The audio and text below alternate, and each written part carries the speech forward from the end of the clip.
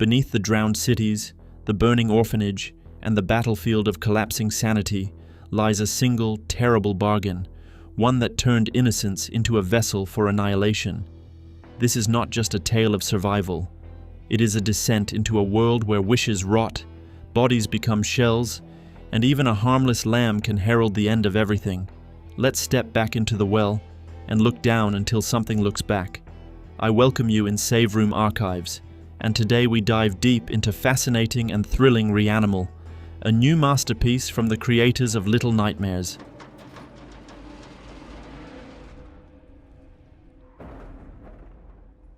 Children stand at the edge of a well, peering into its lightless depths. In the next instant, the boy, whose fate the story follows, finds himself alone in a boat adrift upon black water. He begins to row toward the sound of gulls circling and crying over something in the depths below.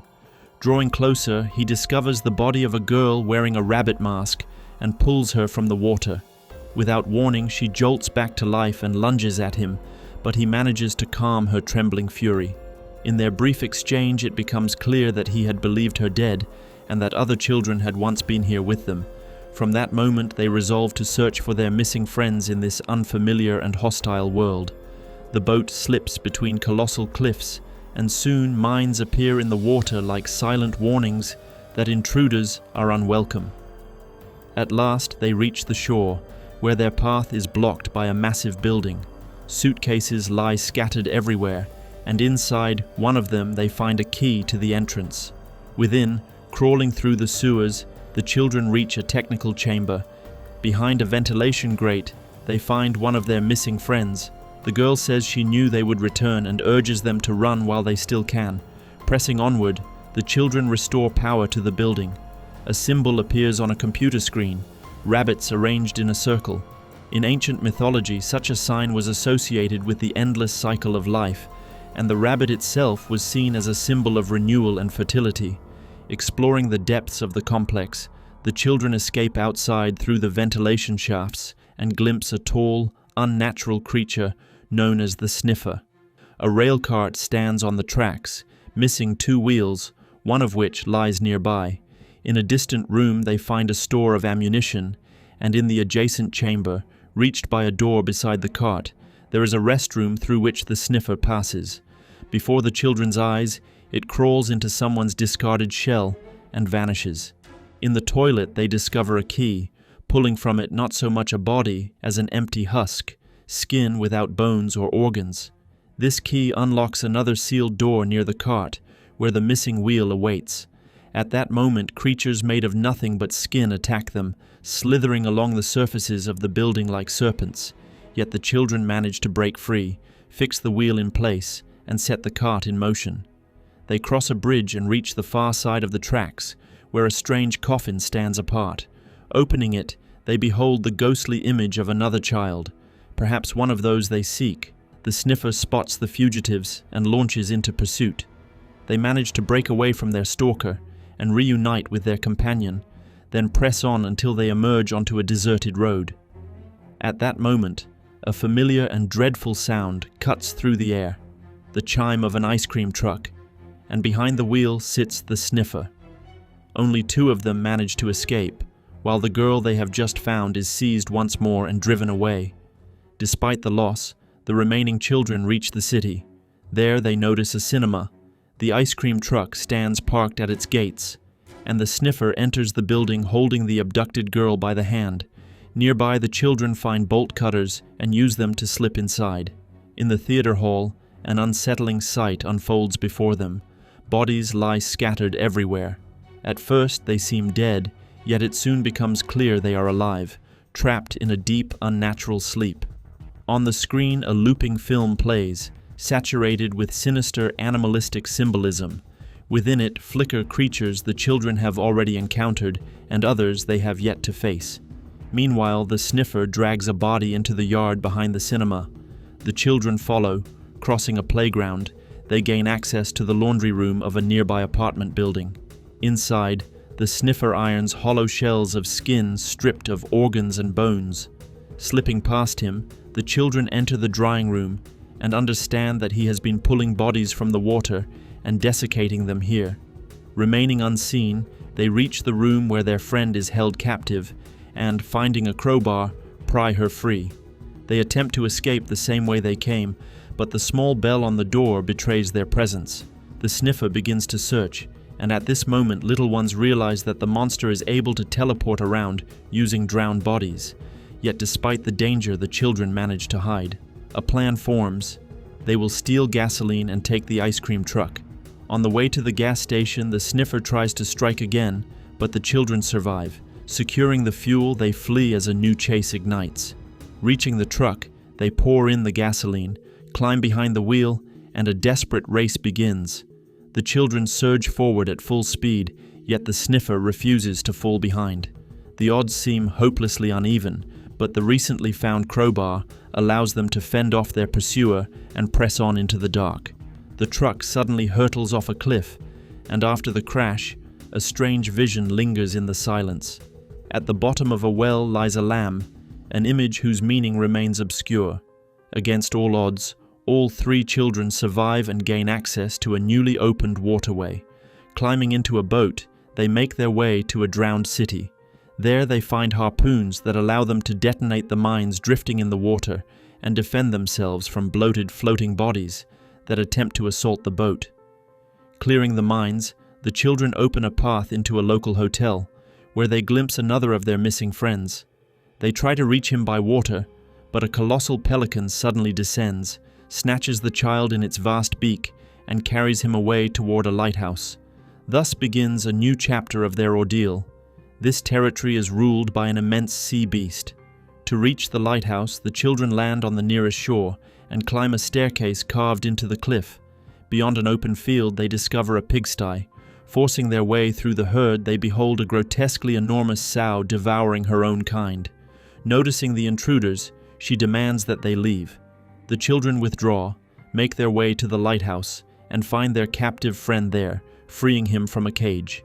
Yet the pelican spots them, and another frantic chase erupts. In the chaos, the pigs scatter, the sty catches fire, and the children are forced to lock the animals inside so that they themselves may escape. Later, they reach a bus stop. In a brief exchange, they try to understand how and why they came to this nightmare, but none can offer an answer. The girl in the rabbit mask is seized by a violent fit. Her consciousness fractures, and we are shown another dreadful vision, the wounded lamb writhing at the bottom of the well, its body convulsing as it suddenly begins to swell at a terrifying pace. Moments later, the girl comes back to herself. A bus arrives, driven by a ghostly figure, and carries them to an orphanage. Inside, the wards have been reduced to withered statues. Venturing deeper, the children discover that some of the orphans, hiding from the light, are still alive.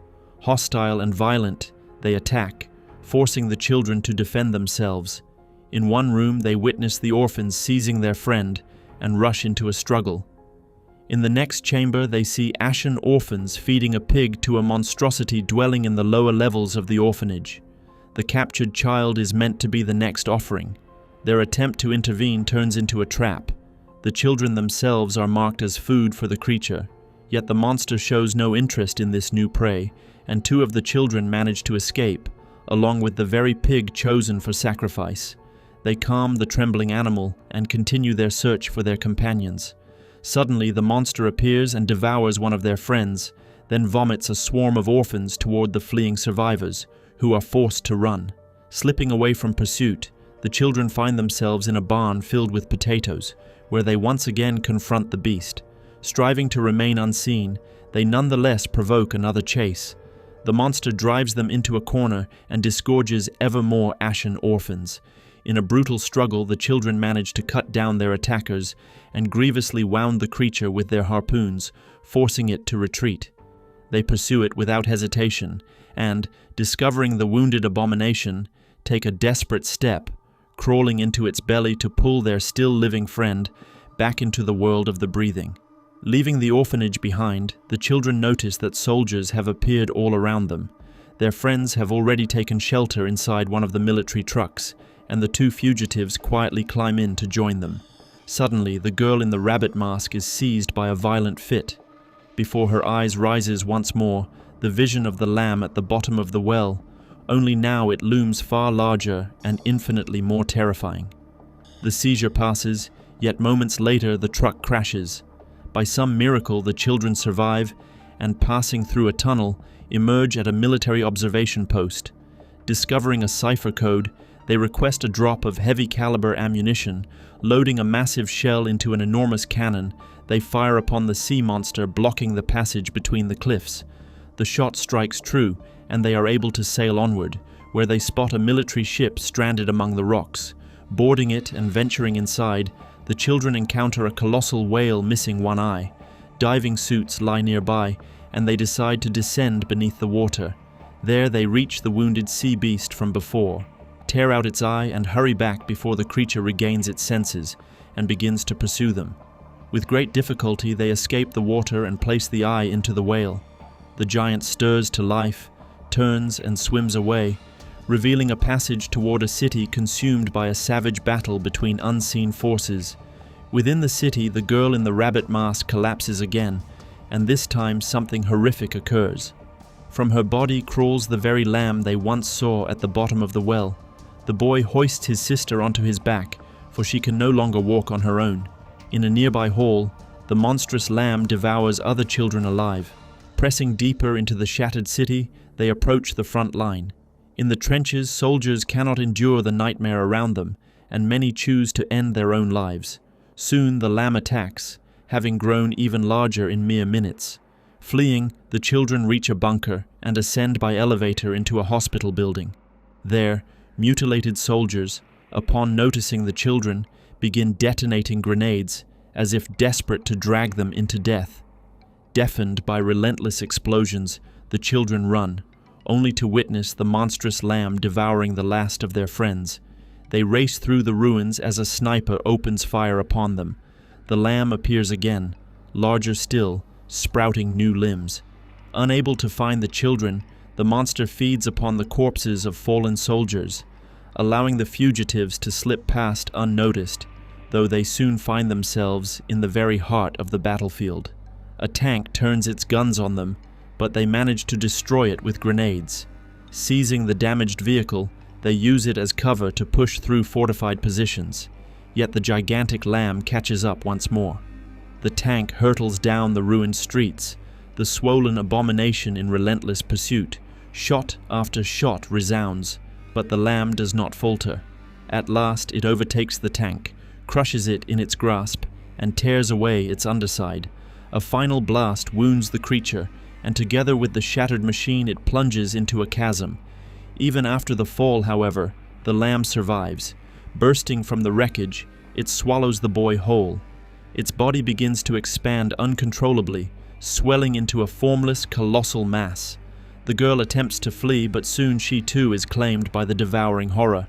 The harrowing ending raises countless questions, as does the entire game. Yet for me, the pieces fell into place rather quickly. In my view, the truth is this: 4 children once performed a blood-soaked ritual and forged a pact with some nameless force from beyond. What exactly they asked of that malevolent presence remains unknown, and perhaps it hardly matters.